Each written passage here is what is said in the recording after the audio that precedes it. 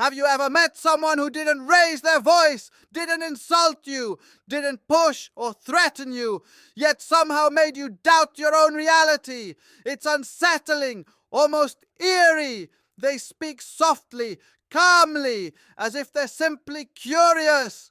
But every question they ask is precise, calculated, and designed to make you second guess what you felt, what you saw, and eventually who you are.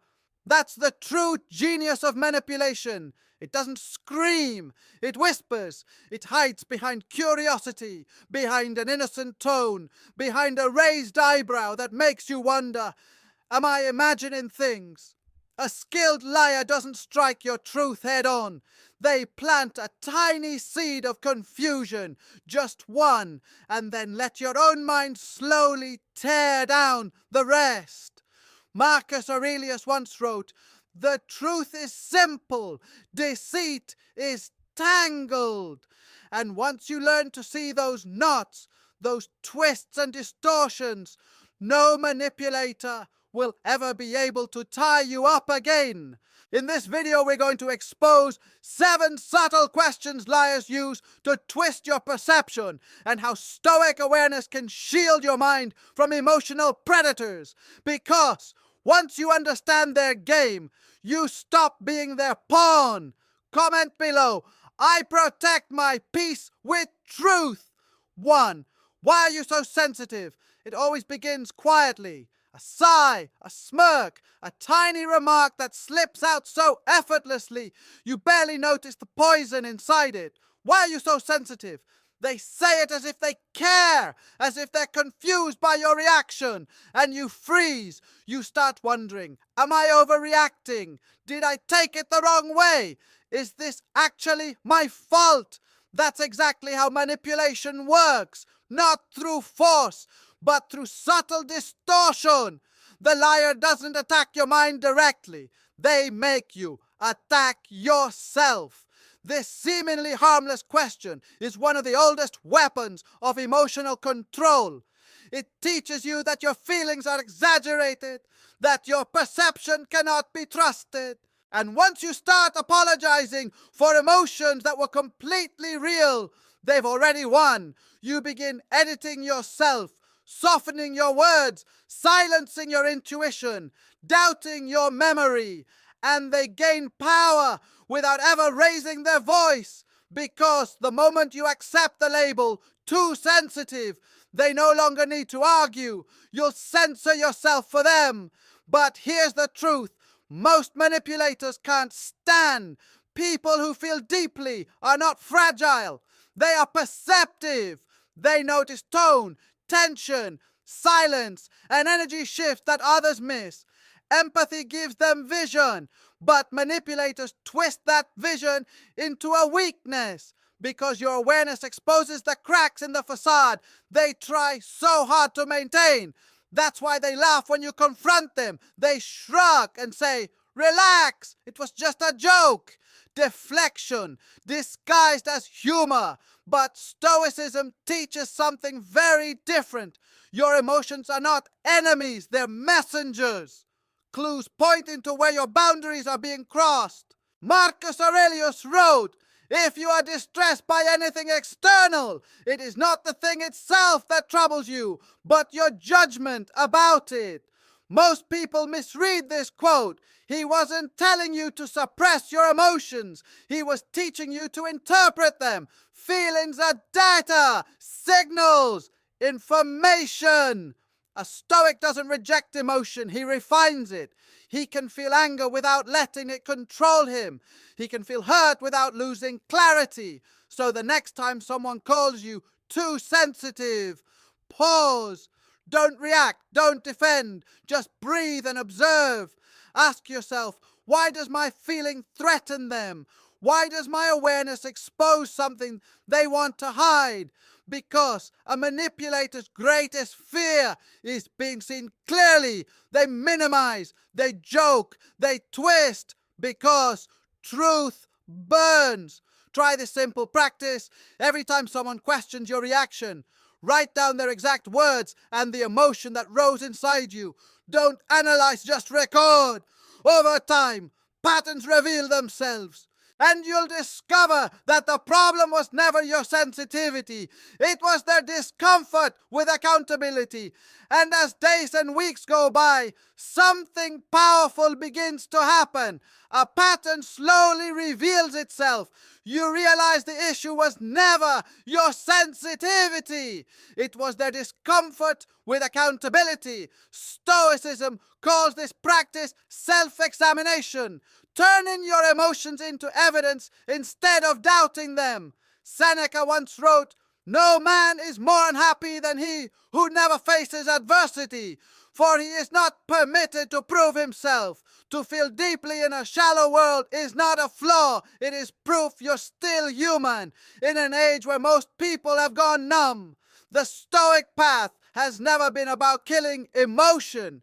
It's about mastering perception, holding your fire without ever losing your flame. So the next time someone leans in and asks, "Why are you so sensitive?"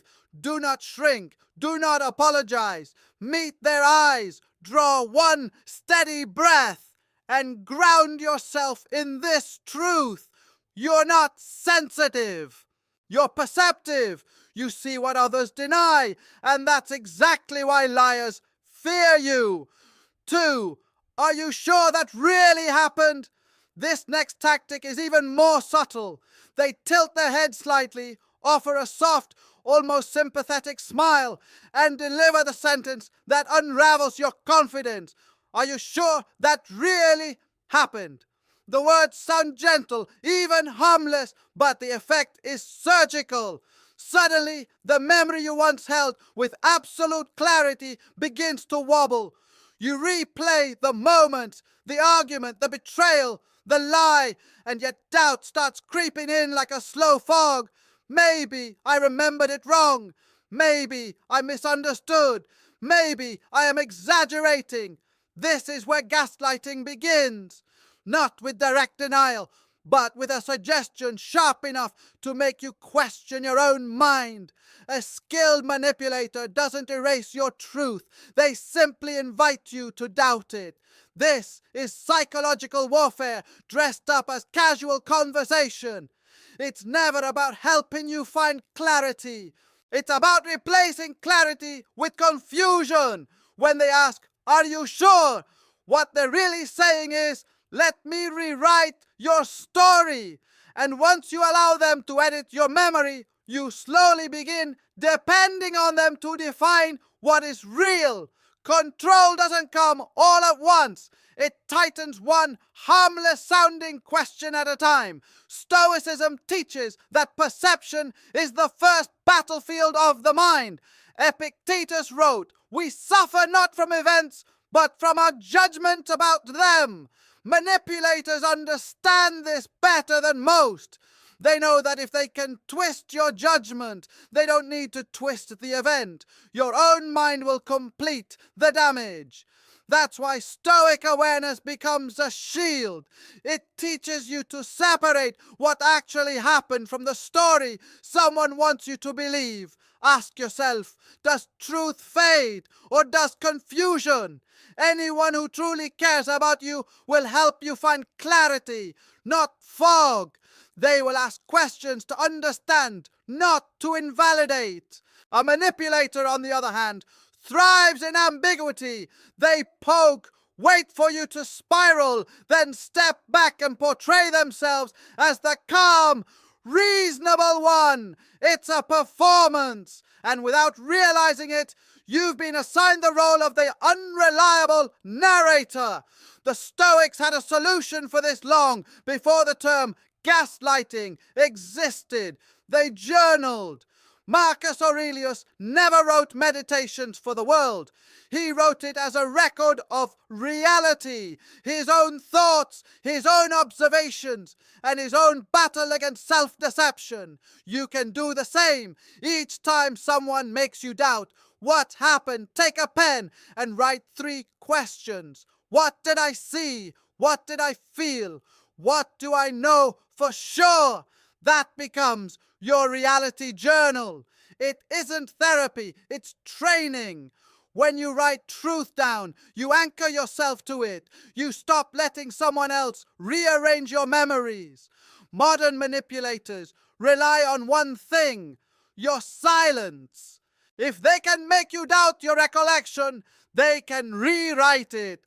But when you document your experiences, their influence collapses. Over time, you will notice how the same people always question your perception. Not because you're wrong, but because they fear accountability. Stoicism reminds you memory is not weakness, memory is responsibility, and you have the right to remember clearly. And as Seneca once reminded us, the truth is not lost, it is abandoned. So don't abandon yours. You saw what you saw. You felt what you felt. You know what you know. The next time someone tilts their head and whispers, "Are you sure that really happened?" Don't argue, don't defend. Just breathe, offer a quiet, knowing smile, and let this truth steady you. Your clarity is your armor. Write it down before they rewrite it. 3. Don't you trust me? Now we arrive at one of the most weaponized questions manipulators ever created. It slips out softly, wrapped in vulnerability, coated in affection. Don't you trust me? On the surface it sounds tender, almost like a plea for closeness. But underneath it's a trap, carefully crafted to make you feel guilty for protecting yourself. The moment you hesitate, even for a heartbeat, they win. Because what they really mean is, prove your loyalty by ignoring your instincts. If you surrender once, I'll use this forever. This question is emotional blackmail disguised as intimacy. It hijacks the most sacred human bond, trust, and turns it into a weapon pointed at your confidence. Suddenly, you feel like the one who must apologize, like mistrusting them makes you the bad person. But real trust doesn't work that way. Real trust is built on consistency, not charm, on actions, not pleas, on alignment, not arguments. Anyone who must demand your trust is usually someone who has already fractured it. Manipulators save this line for the moments when their story doesn't add up, when timelines blur, when explanations keep shifting, when your gut whispers something's off, and instead of addressing the facts, they retreat into emotion. They lean on your kindness. They weaponize your empathy. They hide behind your desire to avoid conflict. Slowly, they train you to doubt your own pattern recognition. The Stoics had a name for this: moral blindness, when emotion clouds judgment. Seneca wrote, "Confidence is born from character, not persuasion." You don't earn trust by demanding it. You earn it by being trustworthy. A Stoic never hands out blind faith. He observes, he measures, he waits for alignment between words and deeds, because character reveals itself through repetition. Epictetus warned us, misplaced trust isn't kindness, it's self-neglect. So the next time someone leans in and says, "Don't you trust me?" pause. Let the silence stretch. Notice what your body tells you. The tightening in your chest, the subtle discomfort, that pulse of unease. These aren't signs of paranoia. They are signals of wisdom. Stoicism teaches that intuition, when guided by reason, is a loyal ally. Trust should never silence your awareness. It should strengthen it. If you want to build Stoic discernment, try this simple practice.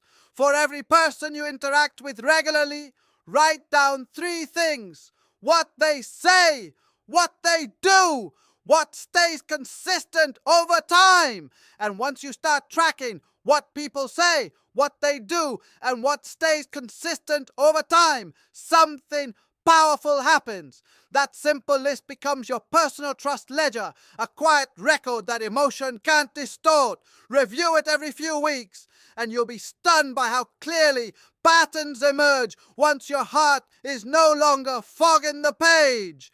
Manipulators despise this kind of written clarity because it exposes exactly what their charm tries to hide.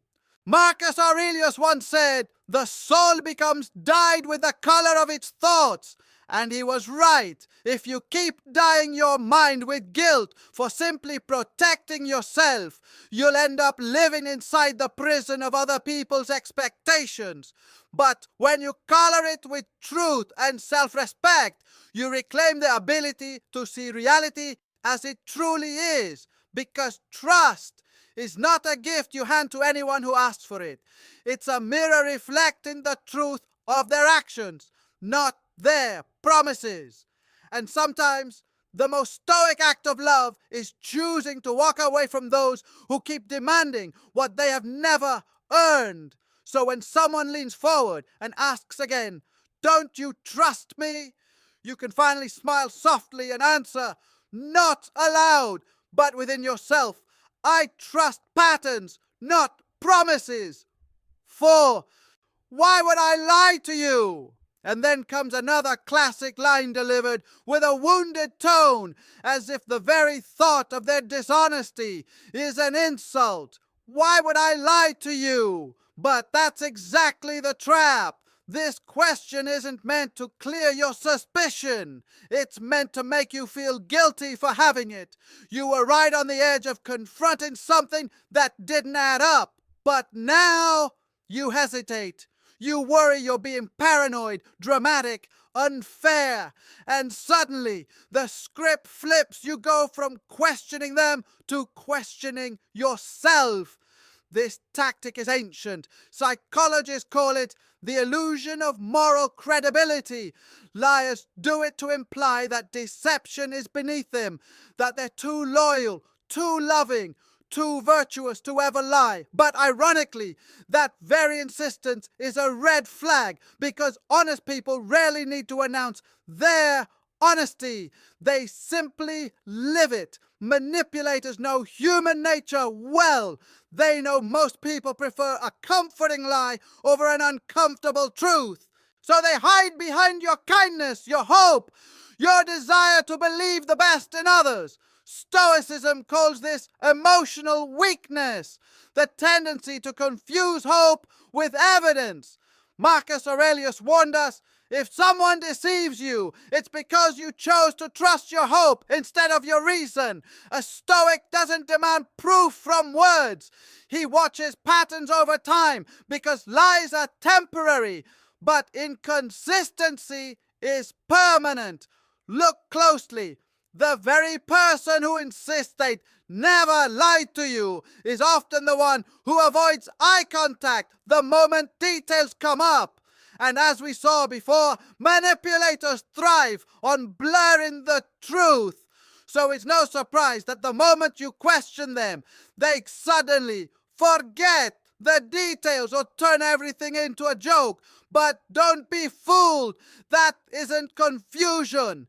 It's strategy, a calculated move to shift the spotlight off their behavior and onto your doubts.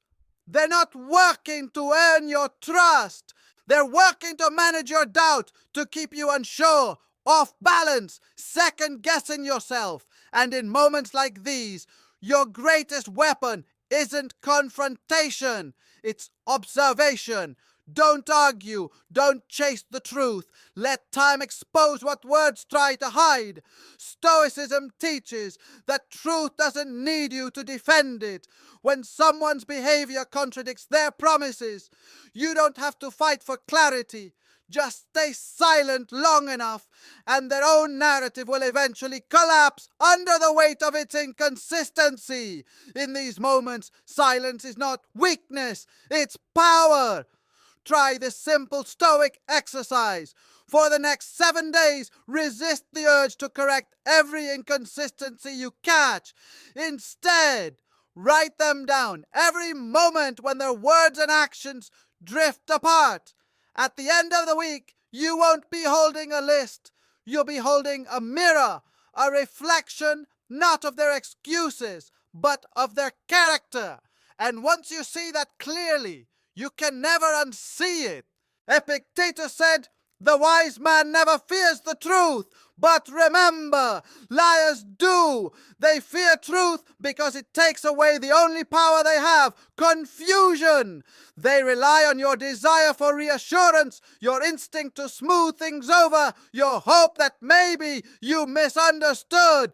But when you stay calm, grounded and observant, their performance begins to crumble. So the next time someone looks at you and asks, 'Why would I lie to you?'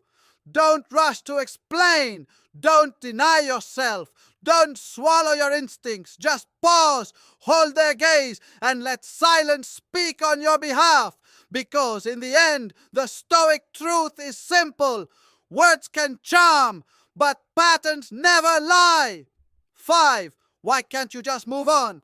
And now comes the question that always appears after the damage is already done, after the lie, after the betrayal, after they walked away without offering a shred of accountability.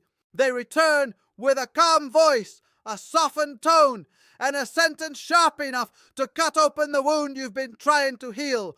Why can't you just move on? It sounds mature, it sounds reasonable, it even sounds wise.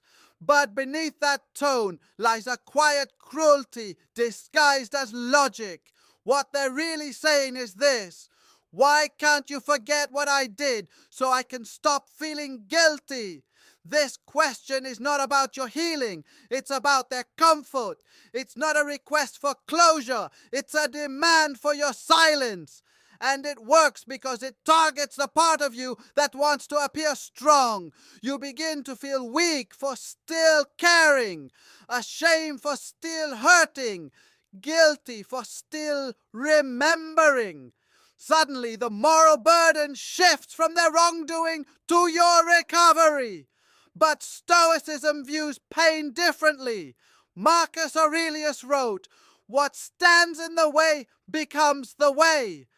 Pain isn't the obstacle to healing. Pain is the healing. Trying to move on too soon is like burying a wound while it's still bleeding. A Stoic doesn't run from discomfort. He studies it. He looks at the scar and asks, "What truth lives here?" Because truth acknowledged frees you. Truth denied chains you forever. Modern culture says healing means forgetting. Stoicism says the opposite. Healing means remembering without resentment. You don't move on by pretending it didn't happen. You move forward by transforming what happened into wisdom. The wound becomes your teacher, not your prison. That's the difference between suppressing pain and transcending it. So the next time someone tells you to move on, ask yourself one question: who actually benefits from my forgetting?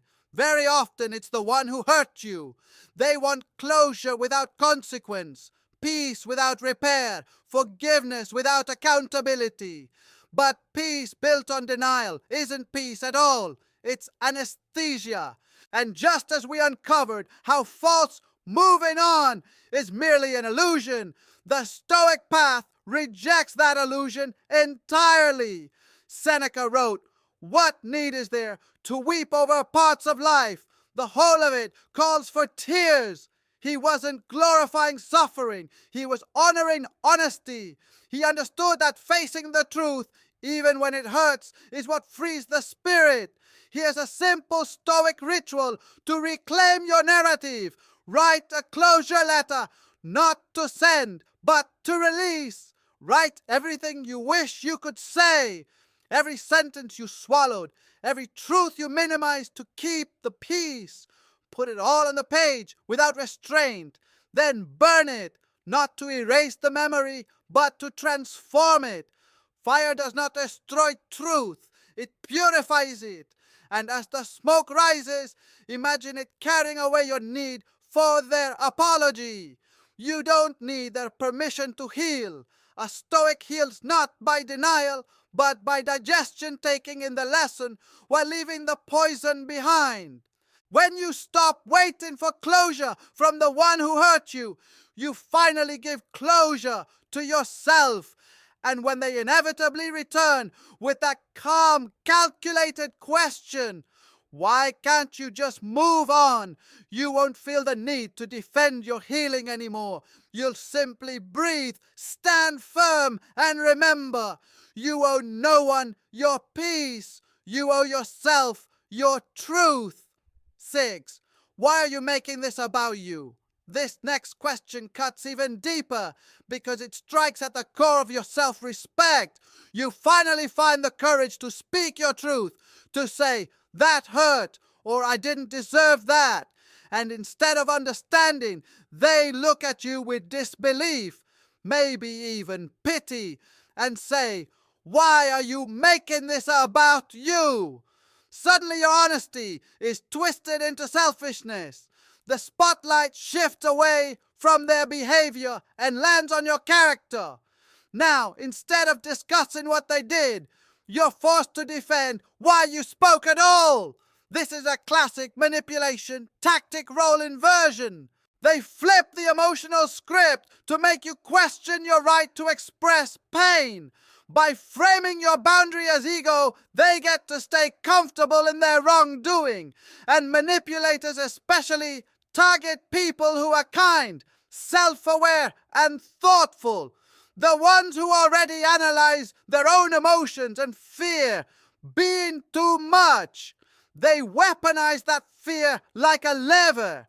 If they can make you feel guilty for speaking up once, you'll silence yourself next time. But Stoicism teaches that self-awareness is not self-absorption. There is a difference between making everything about you and taking responsibility for your inner world. Epictetus once said, first tell yourself what kind of person you want to be. The Stoic looks inward, not to center the universe around himself, but to govern his own reactions, to say, this is who I choose to be, regardless of how others behave. That's not ego, that's discipline. When someone asks, why are you making this about you? What they're really doing is protecting their illusion. They want the conversation to revolve around your tone, your timing, your delivery, anything except their actions. They hope you'll get lost defending your intention while they slip away from accountability. Don't play that game. The Stoic response is calm observation, not emotional defense. Here's a technique you can use. Step back mentally. When accused of selfishness, ask yourself 3 quiet questions. Am I seeking truth or attention? Am I stating facts or assigning blame? Does my intention align with my values? If the answer is yes, stay grounded. Don't over-explain. Don't negotiate your sincerity. Your peace does not require their approval. You can even repeat a Stoic mantra in that moment. It's about me because I am responsible for me. That single sentence becomes your shield. It reminds you that self-respect isn't arrogance, it's stewardship. You are the guardian of your mind, your boundaries, and your energy. And if you don't protect your inner world, someone else will take it and use it against you. Marcus Aurelius wrote, when you blame others, you give away your power. The reverse is also true. When others blame you for speaking truth, they reveal their fear of losing power over you. And just as we established earlier, people who are truly at peace with themselves never need to gaslight you for setting boundaries. So the next time someone throws that line, why are you making this about you? Don't shrink back. Don't justify.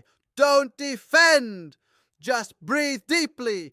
Meet their gaze with calm certainty and let silence do what words cannot, because the Stoic knows this simple truth. Awareness is not ego, it is integrity, and integrity never needs permission to exist. 7. Do you really think you're perfect? This attack always arrives at the exact moment you finally hold someone accountable. You point out a lie, a contradiction, a repeated pattern you can no longer ignore, and instead of reflecting, they smirk and drop the line. Do you really think you're perfect? The words land like a slap wrapped in logic, not curiosity, but accusation. Suddenly, the moral weight shifts. You're no longer discussing what they did. Now you're forced to defend your right to speak at all. This tactic has a name: moral deflection. It's how manipulators neutralize truth without denying it, by painting you as self-righteous. They corner you into silence. You start softening your voice, apologizing for your tone, explaining yourself endlessly. You rush to prove you're humble, and with every unnecessary apology, you drift further away from your position of clarity. That is exactly what they want. They weaponize your integrity against you. But Stoicism teaches something deeper. Humility does not mean silence in the face of falsehood. Seneca wrote, "He who corrects others should first correct himself, but he should still speak." Notice the balance. A Stoic begins with self-examination, but does not stop there. To see wrongdoing and remain silent is not humility, it is fear disguised as virtue. The wise seek truth, not approval. So when someone asks, "Do you really think you're perfect?" what they're truly trying to do is equalize guilt.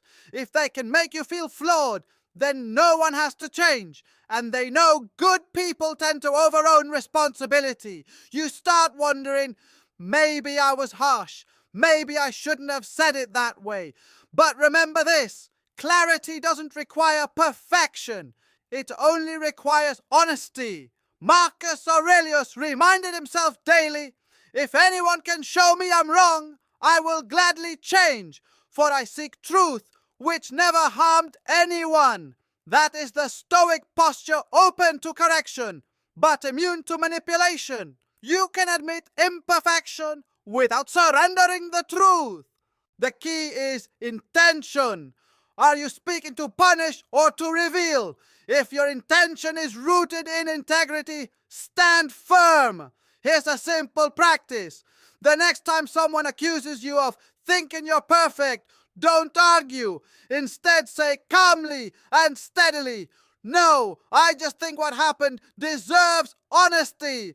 That single sentence resets the frame instantly. It brings the focus back to the issue, not the ego. Stoicism teaches that control of tone equals control of power. When you remain steady while they escalate, you expose what they're trying to avoid. A manipulator thrives on guilt, but guilt only controls you if you believe it. A Stoic knows truth doesn't need to be loud to be strong. It doesn't need to humiliate to illuminate. It simply stands firm, quiet, and unshakable. Seneca once wrote, "To be calm in correction is a sign of greatness."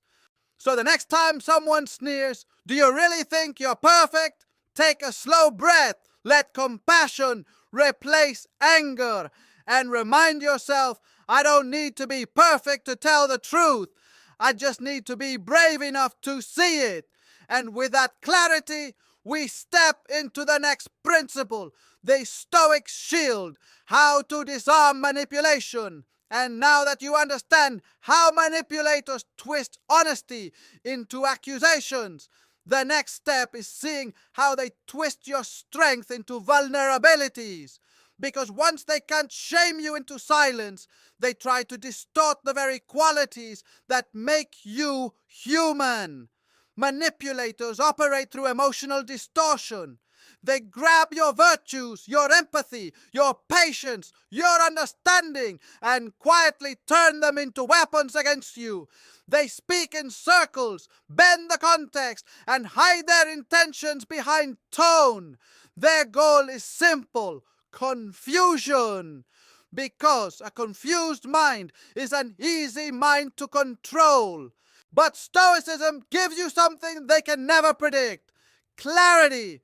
And clarity disarms chaos the way light dissolves shadows.